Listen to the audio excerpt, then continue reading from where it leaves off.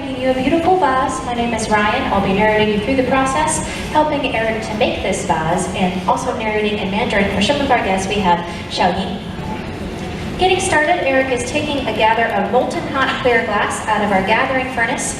This glass resides in this gas-fired furnace at a temperature of 2,100 degrees Fahrenheit. Okay, yeah, thank you. Now we have quickly started our coloration process by rolling the clear glass into some crushed up glass color. We call this frit in this form. It's just little pieces of glass color like coarse sand. We add different metallic oxides to the raw clear form of glass to get these colors, such as cobalt for cobalt blue, titanium for white, even gold and silver for some colors. Alright, now Eric has rolled in our crushed up glass color a couple times just to get a stronger density in the color application. The frit will always leave kind of a bespeckled appearance. You'll see the little dots in the color. We also have a way to make a solid color effect as well. Now Eric will shape up this bit of clear glass he has using a small wooden block scoop tool, and then introduce an air bubble. He'll blow into the end of the hollow iron, trap that air with his thumb, and continue turning the iron so the glass doesn't fall off center. A little bubble will pop out in the glass.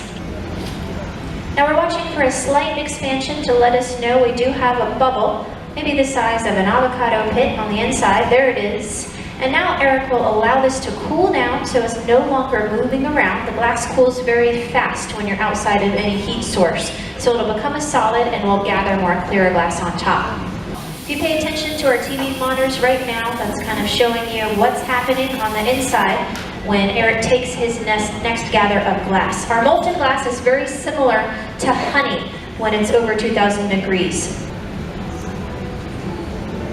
Now he has about 2 to 3 times as much clear glass on top. He'll evenly distribute the clear glass using a cherry wood block scoop tool, and he'll be very careful to not stop turning the iron. So he'll always turn the iron. I'll give you a little demonstration of what happens when we gather and do stop turning the iron.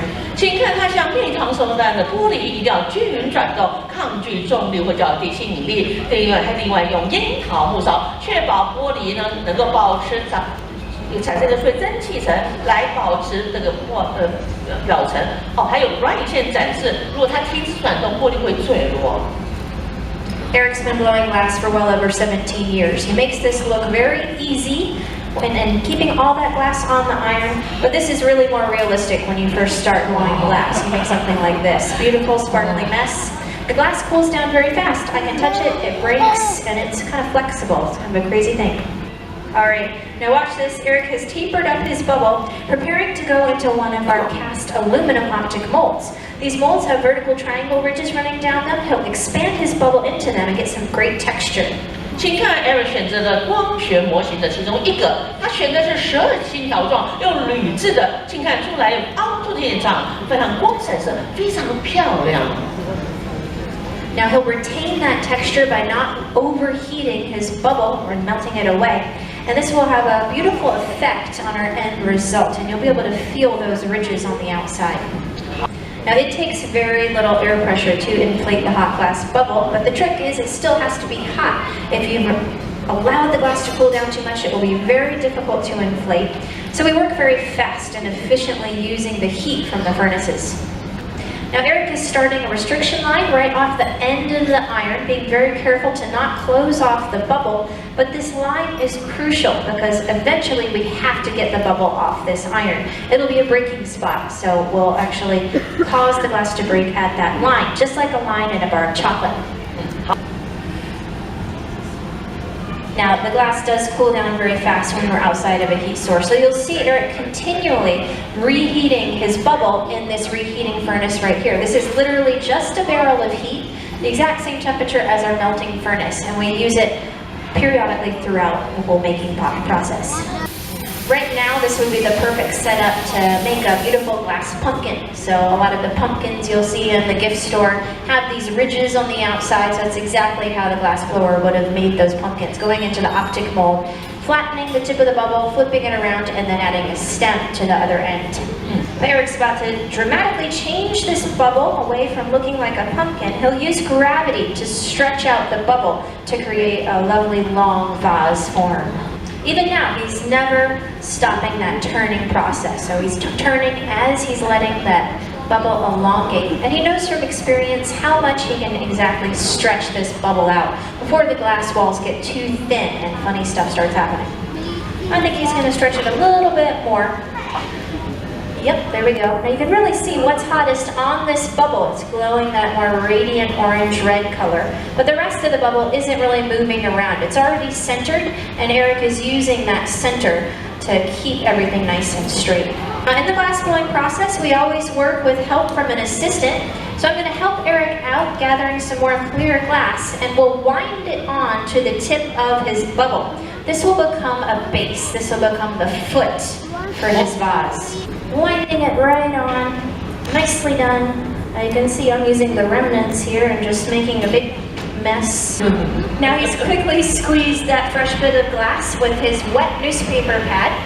And this will be a nice base. We always work on the bottom of the form first, and then we flip it around. So whether we're just using this wooden board to add a flat spot to the tip of the bubble to make a base, a foundation, or adding another bit of glass to it to make a foot or a stem and a foot. We'll do that first. 刚才一直没有介绍，我手中的是木勺，樱桃木勺。Ryan 说那是樱桃木板。那我们会觉得奇怪，怎么那么多木头的工具？待会还会看到樱桃木夹，因为木头的质地细，不容易降温的太快，不留下痕迹，所以团队合作是用樱桃木勺打平底部。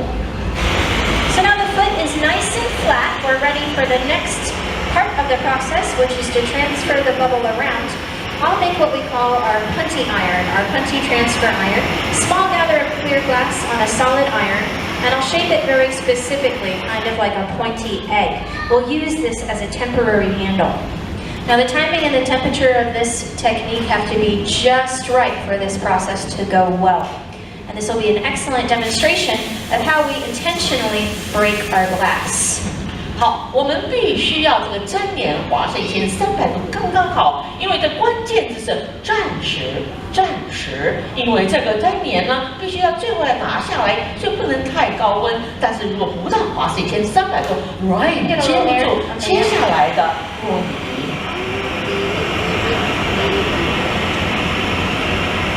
Sure. All right. Using a diamond file on the restriction line he made in the beginning, and a tap on his iron, this should come off into my hands. 希望成功。 And it did. That's always a dicey moment in the process, because if I didn't get the temperature of that punty right, or if Eric's foot had been a little too hot or cold, things can go horribly wrong. We can actually drop the glass onto the floor at that point. And we've all done it many times. Sometimes it still happens. And we learn from those mistakes and hopefully don't make them quite as often. So there is a hole here at the top. This becomes the opening of the vase. So you can really pay attention to how quickly Eric is turning. You can really dramatically open this up pretty fast. Now pay close attention to him, and the interior view we have of our furnace. He's going to pick up the rate of his turn as the glass gets hot and use centrifugal force to finish shaping this vase. Woohoo! And to sit down and use a wooden board to add a beautiful clam or fan shape at the top. 现在用木板压出两造型，称之为这个叫做什么扇子？中国人扇子形，或者西方人讲说贝壳的形状。 Really nicely done. Now, in order to save this vase, we have to slowly cool it down. It's a process called annealing the glass. It takes about 8 to 12 hours to cool this from 900 degrees Fahrenheit to room temperature. And that prevents any stress or strain from causing cracks in the glass. Comes right off. Wow. Using a torch, we can fuse away any sharp spots, and then in the annealer, it'll go right to the back. We'll be able to see this beautiful vase tomorrow. Eric Snee, ladies and gentlemen.